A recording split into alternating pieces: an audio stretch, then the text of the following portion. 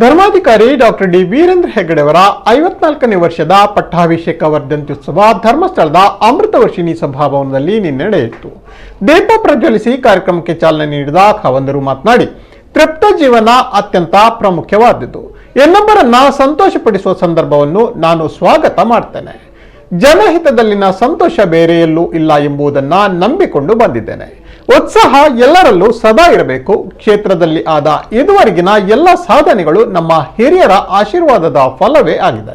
ಹಿರಿಯರು ಹಾಕಿಕೊಟ್ಟ ಪರಂಪರೆಗಳನ್ನು ಮುಂದುವರಿಸಿಕೊಂಡು ಬಂದಿದ್ದೇನೆ. ಜನೋಪಯೋಗಿ ಕಾರ್ಯಕ್ರಮಗಳಿಗೆ ಶ್ರೀ ಮಂಜುನಾಥ ಸ್ವಾಮಿ ಬುದ್ಧಿ ಪ್ರೇರಣೆಯನ್ನ ನೀಡಿದ್ದಾನೆ.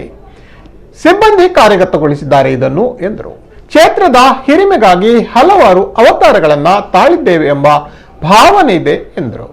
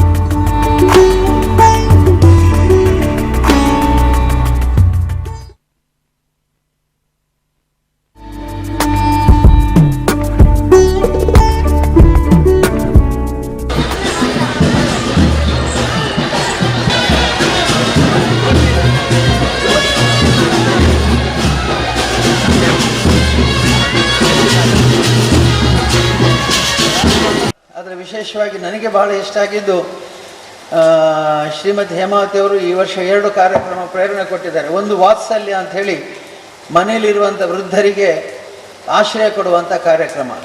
ಅನೇಕ ಮನೆಗಳಲ್ಲಿ ವೃದ್ಧರು ಇದ್ದಾರೆ, ಅದರ ಲೆಕ್ಕಕ್ಕಿಲ್ಲ. ಅವರು ಹೇಗಿದ್ದಾರೆ ಅನ್ನೋದನ್ನು ಫೋಟೋ ನೋಡಿದರೆ ಅಥವಾ ಅವರ ಪರಿಸ್ಥಿತಿ ನೋಡಿದರೆ ಮಾತ್ರ ಗಂಭೀರವಾಗಿದೆ, ಅರ್ಥವಾದಿದೆ. ಇಲ್ಲದಿದ್ದರೆ ಎಲ್ಲರೂ ತಿಳ್ಕೊಂಡ ಹಾಗೆ ವೃದ್ಧಾಪ್ಯ ಯಾಕಪ್ಪ ಕೊಟ್ಟಿದ್ದೇವ್ರೆ ಅಂತ ಅನ್ನುವಂಥ ಪರಿಸ್ಥಿತಿ ಇದೆ. ಇವತ್ತು ವಾತ್ಸಲ್ಯದಲ್ಲಿ ಅವರಿಗೆ ಶುಶ್ರೂಷೆಯನ್ನು ಮಾಡುವಂಥದ್ದಲ್ಲಿ ಮನೆ ಕಟ್ಟಿಕೊಡುವ ಯೋಜನೆಯನ್ನು ಕೂಡ ಶ್ರೀಮತಿ ಹೇಮಾವತಿಯವರು ಹಾಕ್ಕೊಂಡಿದ್ದಾರೆ. ಹಾಗಾಗಿ ಮುಂದಿನ ವರ್ಷದಲ್ಲಿ ಅನಾಥ ವೃದ್ಧರಿಗೆ ಸಣ್ಣ ಪುಟ್ಟ ಮನೆಗಳನ್ನು ಮಾಡಿ ಅವರಿಗೆ ಆಶ್ರಯವನ್ನು ಕೊಡುವಂಥ ಯೋಜನೆಯನ್ನು ಮಾಡಿದ್ದೇವೆ. ಶೌರ್ಯ ಅನ್ನುವಂಥ ಒಂದು ಕಾರ್ಯಕ್ರಮವನ್ನು ಮಾಡಿದ್ದೇವೆ. ಇದರಲ್ಲಿ ಕೂಡ ಶೌರ್ಯದಲ್ಲಿ ಆಪತ್ತು ಗ್ರಾಮದಲ್ಲಿ ಬಂದಾಗ ಗ್ರಾಮದಲ್ಲಿರುವಂಥ ಯುವಕ ಯುವತಿಯರು ತಕ್ಷಣ ದಿಢೀರಾಗಿ ಓಡಿ ಹೋಗಿ ಆ ಸಮಸ್ಯೆಗಳ ಪರಿಹಾರವನ್ನು ಕಂಡು ಹುಡುಕುವಂಥ ಕಾರ್ಯ, ಅದಕ್ಕೆ ಹೆಸರೇ ಶೌರ್ಯ ಅಂತ. ಇತ್ತೀಚೆಗೆ ಒಂದು ಹೆಬ್ಬಾವು ಒಂದು ಮಗುವನ್ನು ನುಂಗುತ್ತಾ ಬಂತು. ಎಲ್ಲರೂ ನೋಡಿ ಗೋಳು ಹೊಯ್ಕೊಳ್ತಾ ಇದ್ರಂತೆ, ಅಯ್ಯೋಯ್ಯೋ ಅಯ್ಯೋಯ್ಯೋ ಕಾಪಾಡಿ ಕಾಪಾಡಿ ಏನಾದರೂ ಮಾಡಿ ಅಂತ. ಯಾರು ಏನು ಮಾಡಲಿ, ಎಲ್ಲರೂ ಯಾರಾದರೂ ಮಾಡಲಿ ಅಂತ, ಯಾಕೆ ಹೆಬ್ಬಾವಿದೆ ಅಲ್ಲಿ.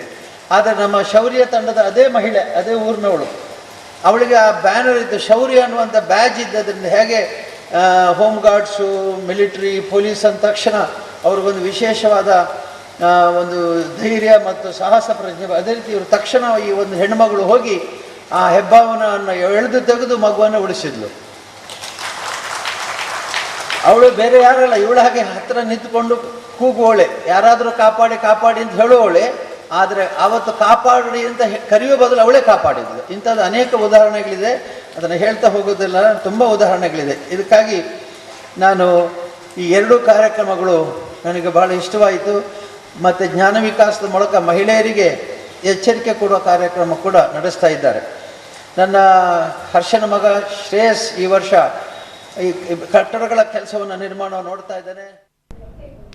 ಇನ್ನು ಅಭಿನಂದನಾ ನುಡಿಗಳನ್ನಾಡಿದ ಕರ್ನಾಟಕ ಪ್ರದೇಶ ಗಡಿ ಅಭಿವೃದ್ಧಿ ಪ್ರಾಧಿಕಾರದ ಅಧ್ಯಕ್ಷ ಸಿ ಸೋಮಶೇಖರ್, ಧರ್ಮಸ್ಥಳ ಸರ್ವಧರ್ಮಗಳ ನೆಲೆವೀಡು, ಸಾಂಸ್ಕೃತಿಕ ತವರೂರು, ಸಕಲ ಜೀವಿಗಳಿಗೂ ಲೇಸು ಬಯಸುವ ನಡೆ ನುಡಿ ಆಚಾರ ವಿಚಾರದಲ್ಲಿ ವೈಚಾರಿಕ ಚಿಂತಕರಾದ ಧರ್ಮಾಧಿಕಾರಿ ಡಾಕ್ಟರ್ ಡಿ ವೀರೇಂದ್ರ ಹೆಗ್ಗಡೆ ಅವರು ಧರ್ಮಕ್ಕೆ ಹೊಸ ವ್ಯಾಖ್ಯಾನವನ್ನ ಬರೆದವರು.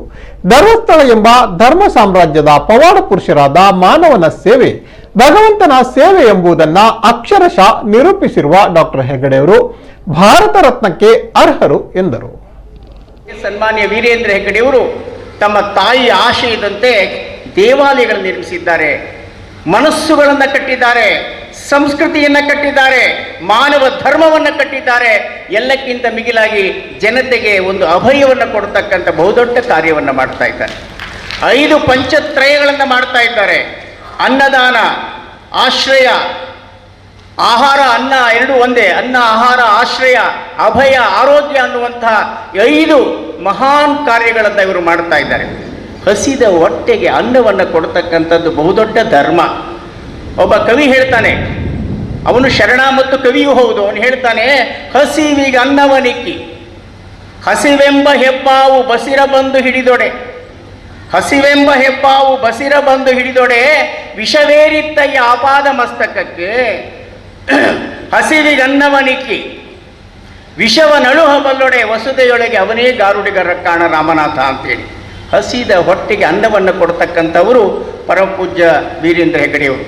ನಿನ್ನೆ ಮೊನ್ನೆ ಲಕ್ಷಾಂತರ ಮಂದಿ ಇಲ್ಲಿ ಬಂದು ಶಿಸ್ತಿನಿಂದ ಭೋಜನವನ್ನು ಪ್ರಸಾದವನ್ನು ಸವಿದಿದ್ದಾರೆ. ವಿಶ್ವದ ಯಾವುದೇ ಒಂದು ಕ್ಷೇತ್ರದಲ್ಲಿ ಒಂದು ದಿವಸಕ್ಕೆ 1 ಲಕ್ಷ ಜನ ಪ್ರಸಾದ ಸ್ವೀಕರಿಸ್ತಕ್ಕಂಥ ಉದಾಹರಣೆಯೇ ಇಲ್ಲ. ಜನಮಂಗಲ ಕಾರ್ಯಕ್ರಮದ ಅಂಗವಾಗಿ ವಿಶೇಷ ಚೇತನರಿಗೆ ಗಾಲಿ ಕುರ್ಚಿ ವಿತರಿಸಲಾಯಿತು. ಶ್ರೀ ಕ್ಷೇತ್ರ ಧರ್ಮಸ್ಥಳ ಗ್ರಾಮಾಭಿವೃದ್ಧಿ ಯೋಜನೆ ಆಶ್ರಯದಲ್ಲಿ 4 ಪ್ರಖ್ಯಾತ ಆಸ್ಪತ್ರೆಗಳಿಗೆ ಸಿಟಿ ಸ್ಕ್ಯಾನ್ ಯಂತ್ರ ಮಂಜೂರಾತಿ ಪತ್ರವನ್ನು ಡಾಕ್ಟರ್ ಹೆಗ್ಗಡೆ ಅವರು ಹಸ್ತಾಂತರಿಸಿದರು. ಕಾರ್ಯಕ್ರಮದಲ್ಲಿ ಧರ್ಮಸ್ಥಳದ ಹೇಮಾವತಿ ವೀರೇಂದ್ರ ಹೆಗ್ಗಡೆ ಅವರು ಯೋಜನೆಯ ಕಾರ್ಯನಿರ್ವಾಹಕ ನಿರ್ದೇಶಕ ಡಾಕ್ಟರ್ LH ಮಂಜುನಾಥ್ ಅವರ ಪಬ್ಲಿಕೇಶನ್ನ ಡಾಕ್ಟರ್ ಪ್ರಕಾಶ್ ಭಟ್ ಸಂಪಾದಿತ SHG ಮೂವ್ಮೆಂಟ್ ಇಂಟರ್ನ್ಯಾಷನಲ್ ಕಾನ್ಫರೆನ್ಸ್ 2019 ಮತ್ತು ಡಾಕ್ಟರ್ SR ವಿಘ್ನರಾಜ್ ಪಾದಕತ್ವದ ಜೈನ ಗ್ರಂಥಗಳನ್ನು ಲೋಕಾರ್ಪಣೆಗೊಳಿಸಿದರು.